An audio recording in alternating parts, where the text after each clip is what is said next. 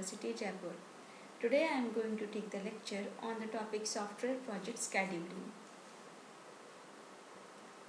Software Project Scheduling नाम से क्या समझ में आ रहा है? कोई भी एक प्रोजेक्ट होगा जो हम सॉफ्टवेयर प्रोजेक्ट डेवलप करने वाले हैं, उसका हमें एक स्केड्यूल तैयार करना पड़ेगा। लेकिन ये होता क्या है, मीन्स हम कैसे तैयार करते हैं, माइंड में क्या क्या चीज़, क्या स्ट्रैटेजी हम फॉलो करते हैं, क्या माइंड में चीज़ें होती हैं जिसकी वजह से हम सारी चीज़ उसको स्केड्यूल बना पाते हैं। ठीक है, ये सारी चीज़ें लेकिन हमें पता होनी चाहिए कि कौन से फेज़ में कितना टाइम लग रहा है, तब तो हम स्केड्यूल बना पाएंगे। ठीक है, जैसे आपकी क्लास का भी एक टाइम होता है कि हमें पता है कि कितने नंबर ऑफ़ थ्योरी लेक्चर्स लगाने हैं, कितने प्रैक्टिकल। रोज़ प्रैक्टिकल नहीं लगा सकते क्योंकि थ्योरी नहीं पढ़ेंगे तो प्रैक्टिकल कैसे कर पाएंगे।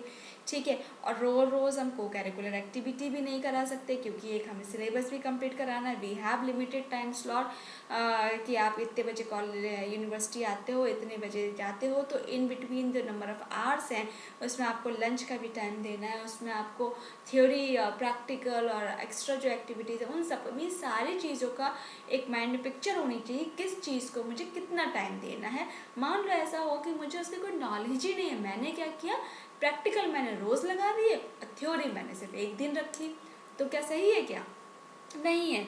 क्यों? क्योंकि थ्योरी में बहुत ज़्यादा सिलेबस होता है और ज़रूरी नहीं है सारे टॉपिक्स आपके प्रैक्टिकल रिलेटेड हो। कुछ पोर्शन होता है जो प्रैक्टिकल रिलेटेड होता है और वो हम उसको करते हैं। ठीक है, अब बात करते हैं, अब आप बोलोगे मैडम लैंग्वेज में तो सारे प्रैक्टिकल चीज़ें अपन करते हैं। आपकी बात सही है, लेकिन बेटा जब आप प्रैक्टिकल करने से पहले थ्योरी को नहीं जानोगे, सिंटेक्स कैसे यूज़ करना है, मान लो मैं एक्सेप्शन हैंडलिंग की बात करूँ, ये मुझे नहीं पता, मुझे डेटाबेस क्रिएट करना है, मुझे नहीं पता कौन सी कमांड से मैं टेबल क्रिएट करूँगी, कौन सी कमांड से टेबल को डिलीट करूँगी, ड्रॉप करूँगी, मुझे नहीं पता, तो मैं कैसे प्रैक्टिकल कर पाऊँगी?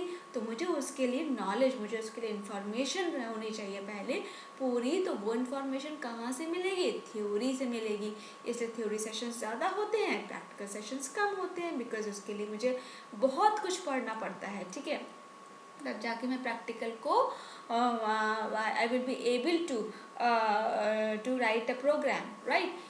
तो जो स्केड्यूल है आपके प्रोजेक्ट का, वो एक तरह से कह सकते हो टाइम टेबल है, which actually consist of sequence activities and milestone that are needed to be delivered under a given period of time.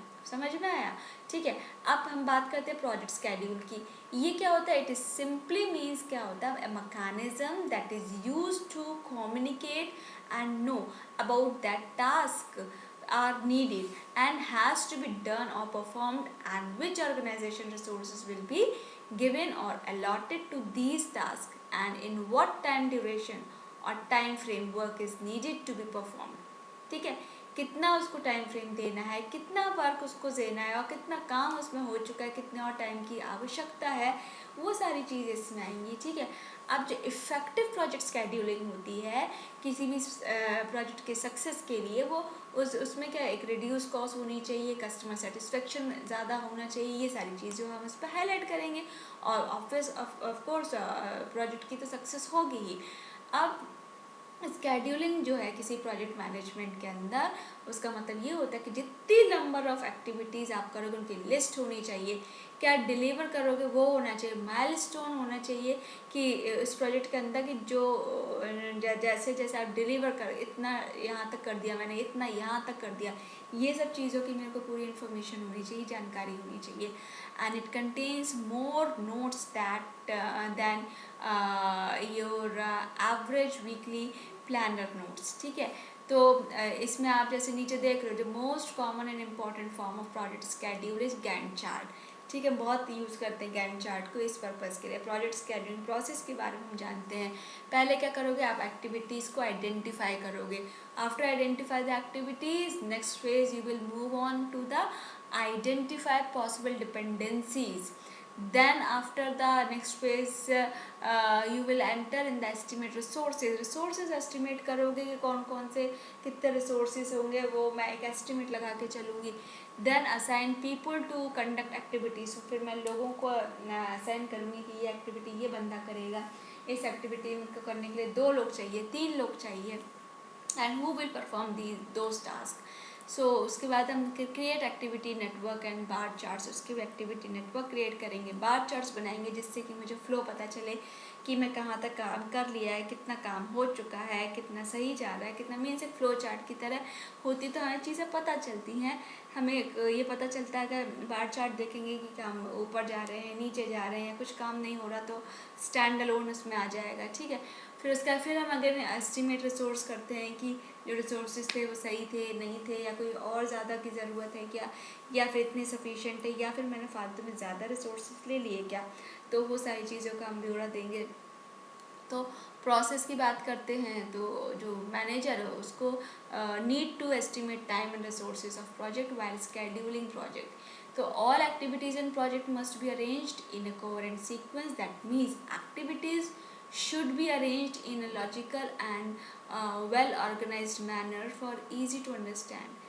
So initial estimate of project can be made optimistically, which means estimate can be made when all favorable things will happen and two threats or problem takes place, right? तो जो total work होता है वो अपन क्या करेंगे, divide कर देते हैं अलग अलग छोटी छोटी एक्टिविटीज़ में, छोटे छोटे टास्क में कह सकते हो, ठीक है। और ये जो प्रोजेक्ट मैनेजर क्या करता है, डिसाइड करेगा कि इतना टाइम हर एक्टिविटी को चाहिए, ठीक है, क्योंकि हर एक्टिविटी में बराबर टाइम भी नहीं लगता, ठीक है। तो किसी में ज़्यादा किसी में कम। तो कुछ एक्टिविटीज़ जो कंडक्ट हो चुकी है, परफॉर्म हो चुकी है पैरेलली, तो उसके लिए क्या होगा, हमें कभी कभी ये होता है ना कि क्या हम इतनी एफिशिएंट परफॉर्मेंस दे पा रहे हैं नहीं, तो प्रोजेक्ट मैनेजर को ये अवेयर होना पड़ता है उन सब चीज़ों के फैक्ट से, कि हर स्टेज इसके फैक्ट से, कि वो प्रॉब्लम फ्री रहे, ठीक है। अब बात करते हैं problems arise during project development stage. क्यों, क्या डेवलपमेंट स्टेज होती है, प्रॉब्लम डेवलपमेंट स्टेज के टाइम पे जो प्रॉब्लम अराइज होती है वो क्या क्या हो सकती है।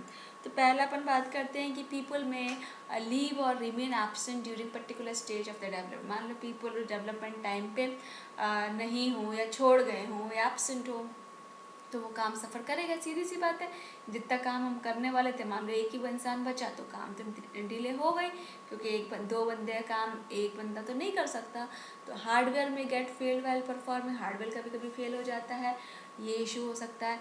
Software resources that is required may not be available at present, जो सॉफ्टवेयर रिसोर्सेज मुझे उस समय चाहिए थे काम करने के लिए वो अवेलेबल नहीं हो, और भी ऐसे सही कई सारे इश्यूज हो सकते हैं।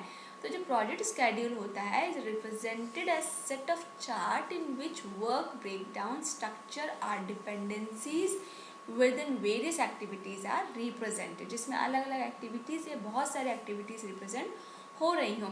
इन सब को कंप्लीट करके, प्रोजेक्ट कंप्लीट करके गिवन टाइम स्केड्यूल में जितने भी रिसोर्सेज की ज़रूरत होती है और अवेलेबल होंगे, तो जब उनकी ज़रूरत हो तब वो हमें प्रोवाइड हो जाए, तो ये सारी चीज़ों का अकम्प्लिश करेंगे। इसलिए resource estimation should be done before starting development.